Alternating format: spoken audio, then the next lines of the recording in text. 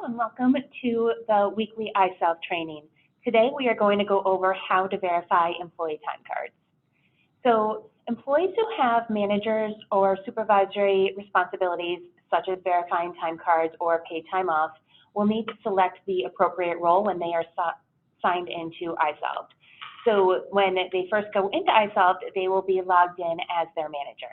So to log in as a manager, you'll click on your name over here and choose the manager or supervisory role. So to verify time, first we will go to employee self-service. Click here, and then to time, and then time card. You will select the first employee's time that you'll want to review. So we will start with Sheila Jones right here, and we start right at the top. So it looks like she has not submitted any time yet, so she is late. We're going to the next employee. I'm sorry, we are going to, that was to the next week. So up at the top gray bar here, we've got Sheila Jones, and she's our employee. If you click the arrow here, that will go to the next employee. Jason also looks like he has not submitted any time yet. Maybe employees are just getting back from the holiday and they have not submitted their time yet, or maybe it's not due until the next day and you're trying to get a head start. So what we're going to do, for example's sake here, is we're going to enter the time for Jason. So we say that he worked on Monday, and you'll click right in the time, and then you can click hour, punch, or if you don't want to enter his time, you can click cancel. So you'll click in the hour here, and then it will bring up this window. So the day that we're entering for is the 30th, and we'll say that he came in at 8 o'clock a.m. and he left at 4 o'clock p.m. That will default to normal hours. The duration will be whatever this calculation is here. And then if you have the job name, the job code maybe that you want to allocate his time to, you can choose it all right here. If we're not going to do any of that because we don't need to, it's not required, we click Save. And then we will enter time for the 31st. So we click anywhere in the field for the day. Again, you enter the hours, and we are going to say that he took a half day. He was in at 8, and he left at noon. And we click Save. He did not enter his time for PTO. What we're going to do now is we're going to enter paid time off for him. So the way to do that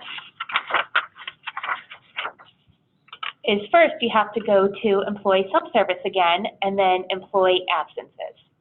So over here, we stay on Jason because he's the last employee that we selected, and you will click Add New down in the bottom portion of the screen. So you'll click Add New, and the date was the 31st, and he took a half day. So we go to December 31st, and we are going to choose the vacation. And he took 4 hours. And then we click Save. So now we're going to go back to Jason's time card, and it is here. It's there. So he's got Monday in, he's got Tuesday in, Wednesday was a holiday, and then say he is sick Thursday and Friday. And he called in early this morning and he let us know that he is not going to be in today or tomorrow because he's got a stomach bug. So you need to enter that sick time for him because you don't want to do it on Monday right before payroll gets processed. So to add sick time, what you can do is you click Request Time Off right from this time card view. You click Request Time Off. The absence policy is sick, and he is taking it today and tomorrow. So you choose the dates, and you'll choose just double check that the dates are correct here, the days of the week. The hours per day, we'll say 8, and then we click Save. So now Jason has a full week in. And what you can do is down at the bottom right-hand corner here, it has his total hours worked for the week. 39 hours, he usually works 40 hours. So you might want to go and see what Jason did, so he's only working 39 hours. If he's an hourly employee, he would only get paid for those 39 hours. If he's salaried, he'd get paid for the entire 40 hours. But you want to make sure that he's just getting paid as he should be. And it says Monday that he only worked 7 hours. So if that's correct, that's fine, and you can verify the time. If it's not correct, you can click right in the day, and we are going to edit it. So we got to get to that pencil.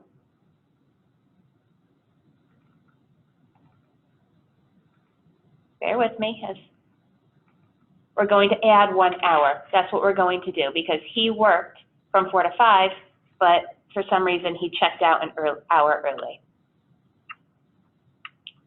So we're adding 1 more punch for Jason so that he gets paid for the 40 hours. And then we click Save. So now, if you want to refresh the time card to make sure that it has 40 down at the bottom before you verify it, you click Show Results. And then it has his time card, and he has 40 hours, so that's a combination of 2 sick days, 1 half PTO day, and a New Year's Day holiday. Then to verify time, you'll click this Verification Unverified, and you choose if you are the supervisor or manager, and then it's verified.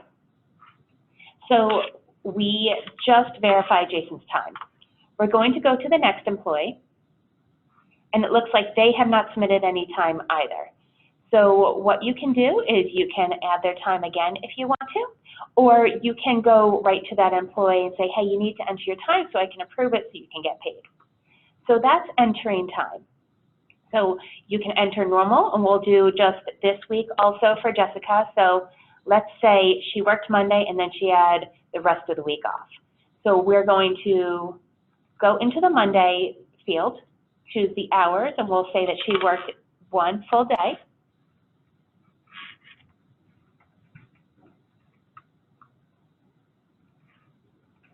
You'll want to double check yourself so you're not making typos like I am.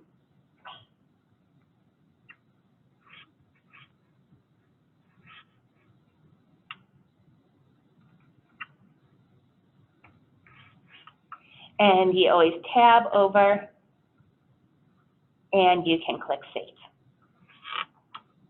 And then she had PTO for the rest of the week, but she did not put it in, or for Tuesday, Thursday, and Friday, rather. So to add PTO for the employee, you're going to go to Employee Absences, Add New. Again, it's that same employee because we were on her before. So you click Add New. And down here, the absence date is going to be Tuesday. And we add 8. The absence policy is vacation. And we save. And then we can do the same thing for Thursday and Friday. We've got Thursday, vacation, 8 hours, save. And then 1 more add new, Friday, vacation, 8 hours, and save. So it looks like one did not go through, and it was probably something that I did incorrectly. So we're going to choose the 31st, vacation, 8 hours, and save.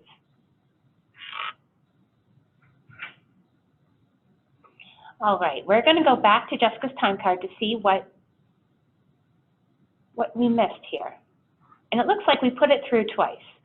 So now we're going to go here, and we are going to edit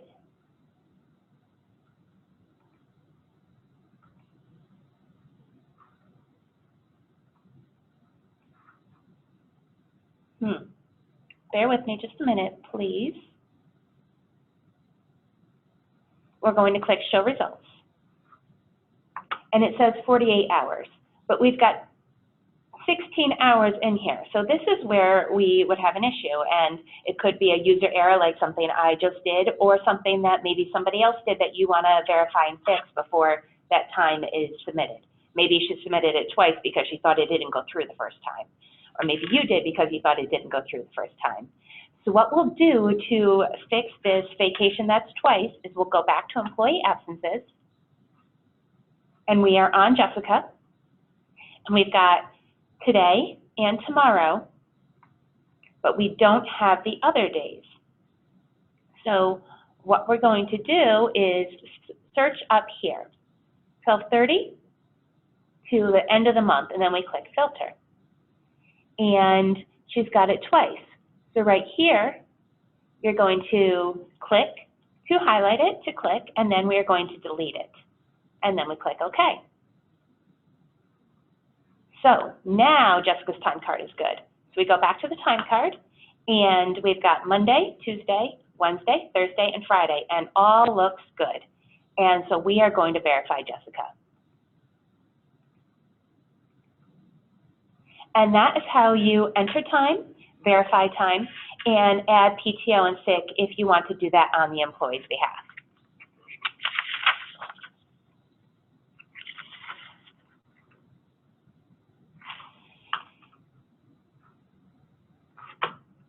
That is it. So thank you guys very much for sitting through this training today. If you have any questions, you can contact your account manager, or you can also contact myself. My name is Kristen, and my phone number is 518-836-2505. Thank you.